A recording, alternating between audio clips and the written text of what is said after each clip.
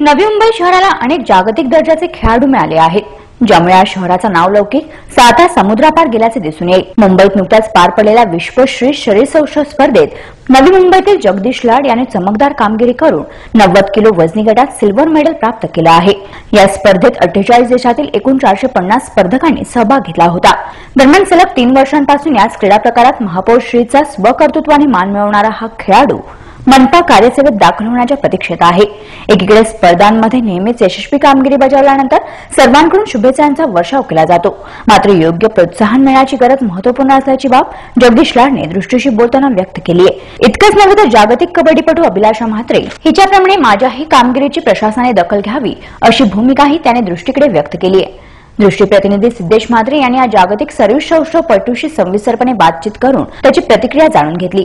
शरीर सौष्ठव हा खेळ तरुणांमध्ये अतिशय लोकप्रिय, परंतु केंद्र सरकार, राज्य सरकार अथवा नवी मुंबई महानगरपालिका या कुठल्याही क्षेत्रांमध्ये या खेळाकडे पूर्णतः दुर्लक्ष होताना आपल्याला पाहायला मिळतं। परंतु याच खेळामध्ये नवी मुंबईतील जगदीश लाड या खेळाडूने मुंबई येथे झालेल्या 6व्या मिस्टर वर्ल्ड जागतिक बॉडी बिल्डिंग स्पर्धेमध्ये 90 किलो वजनी गटात सिल्वर मेडल मिळवलं आणि याचमुळे याबाबत चर्चा करायला आपल्याबरोबर सध्या जगदीश लाड हे आहेत। त्यांच्याशी आपण चर्चा करूया। सर, काय सांगाल, एकूणच 6व्या या जागतिक स्पर्धेमध्ये आपण सिल्वर मेडल मिळवलं आहे, एकूण किती आनंद व्यक्त कराल?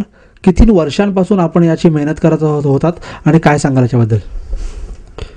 गेली 5 वर्ष मी याच्यासाठी मेहनत घेत होतो आणि कुठेतरी या मेहनतीचं चीज झालं या स्पर्धेच्या माध्यमातून आणि मला देशासाठी काहीतरी करता आलं।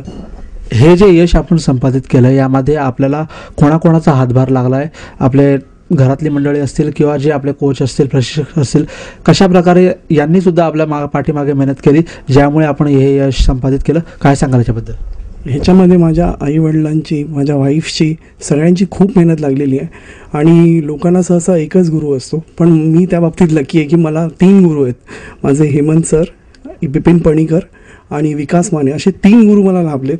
त्यांनी माझ्याकडे गेल्या 3 वर्ष अथक मेहनत घेतली आहे माझ्याकडून आणि त्याच्यामुळेच मी आज ह्या लेवलवर जाऊ शकलो। आणि ह्याच्या व्यतिरिक्त IBBF ज्या संघटनेसाठी मी खेळतो, ही एक IBBFचे जनरल सेक्रेटरी चेतनजी पाठारे, मधुकर तळवळकर, विक्रमजी रोटे या तिघांनी गेल्या 3 ते 4 महिन्यापासून ही स्पर्धा 6वी जागतिक वर्ल्ड लेवलची स्पर्धा मुंबईमध्ये घेतली आणि ह्या तिघांच्या मेहनतीमुळेच हे सर्व शक्य झालं आणि आमच्यासारख्या महाराष्ट्रातल्या तरुणांना एक चांगली संधी उपलब्ध करून दिली की इथे वर्ल्ड लेवलवर तुम्हाला परफॉर्म करायचं आहे। कारण की अशा स्पर्धा सहसा ह्या भारतामध्ये होत नाहीत, ह्या बाहेरच होतात, त्यामुळे बरेच खेळाडू बाहेर जाण्याचं टाळतात।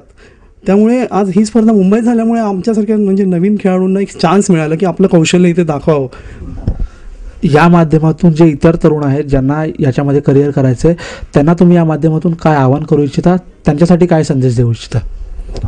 तरुणांसाठी असं सांगायचं आहे की काही बरेच नवीन जे खेळाडू असतात ते पहिल्याच वर्षी ते ट्राय करतात आणि नंतर ते सोडून देतात, कारण की यश हे पहिल्या प्रयत्नात कोणाला मिळत नाही।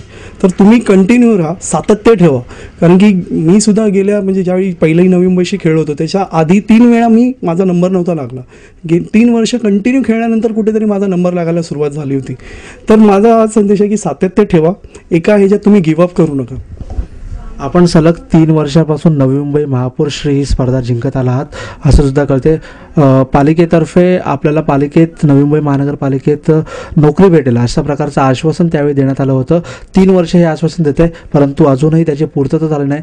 ज्या प्रकारे कबड्डीपटू अभिलाषा म्हात्रेला क्रीडा अधिकारी म्हणून महानगरपालिकेत सामावून घेण्यात आलं, त्याच प्रकारे जे इतर खेळ आहेत किंवा तुमचा खेळ आहे याच्यातील जे तुमच्यासारखे खेळाडू आहेत त्यांना सुद्धा पालिकेत नोकरी भेटावी यासाठी तुम्हाला काय वाटतं? त्याबद्दल काय सांगा? हां, हे मात्र खरं आहे की गेल्या 3 वर्ष मी नवी मुंबई श्रीवेळी ज्यावेळी जिंकत आलो आहे त्यावेळी मला आश्वासन देण्यात आलं की स्पोर्ट्स म्हणजे तुम्हाला जॉब म्हणजे नवी मुंबईतील खेळाडूंना आम्ही बॉडी बिल्डर्सला एक चांगला मंच उपलब्ध करून देऊ, जॉब मिळवून देऊ। पण गेल्या 3 वर्षापासून माझी फाईल मी तिथे सातत्याने तिथे देत आहे। तिथे महानगरपालिकेमध्ये प्रशासकीय अधिकारी सिन्नरकर म्हणून आहेत, ते जाणीवपूर्वक कुठे ना कुठे काहीतरी म्हणजे 3 वर्षापासून मी पुण्याला पाठवतो, पुण्यावरून रिप्लाय येत नाही, अशा प्रकारची टाळाटाळाची उत्तरं येत आहेत। आणि जसं तुम्ही बोलला बोललात की अभिलाषा ताईंना आज क्लास 1 ऑफिसर आहेत, त्या मला कोणाशी कंपॅरिझन करायचं नाही आहे की आमचा खेळ त्यांचा खेळ, त्या आहेत त्यांच्या लेवलवर, ठीक आहे.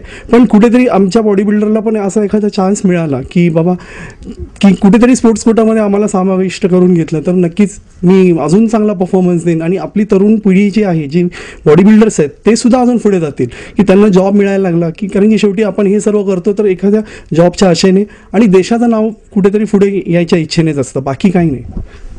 आपलं जे काही आहे पुढचं लक्ष काय असणार आहे आता, आणि त्यासाठी आपण किती मेहनत करणार आहेत, काय सांगाल याच्याबद्दल? आता माझं पुढचं लक्ष हे भारतश्रीचं आहे, कारण की वर्ल्डमध्ये आपण इंडियन रेल्वे आणि इंडियन नेव्हीच्या बॉडी बिल्डर्सला फाईट केलेली आहे.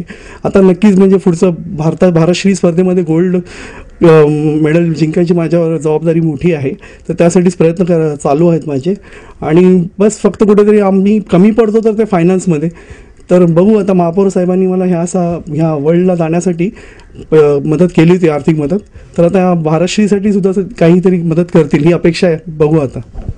हे होते जगदीश लाड, ज्यांनी 6वं हे जागतिक बॉडी बिल्डिंग स्पर्धेत 90 किलो वजनी गटात सिल्वर मेडल मिळवून एक नवी मुंबईचं नाव पूर्ण भारतात नाही तर पूर्ण जगात रोशन केलेलं आहे. याच प्रकारे अशीच मेहनत ते पुढेही करत राहतील, परंतु त्यांना जे अडचण येते ते नवी मुंबई महानगरपालिका असेल ज्याच्यामध्ये नोकरीचं त्यांचं कुठेतरी समस्या येते, त्याचबरोबर अनेक समस्यांना त्यांना तोंड द्यावं लागतं, जसं आर्थिक परिस्थिती आहे.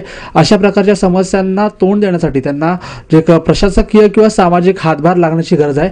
त्यामुळेच ही मदत कुठे जर झाली तर नवी मुंबईचं नाव नक्कीच आणखीन वर नेण्याचं काम हे नक्कीच करतील. कॅमेरामॅन मुसासह सिद्धेश म्हात्रे, दृष्टी, नवी मुंबई.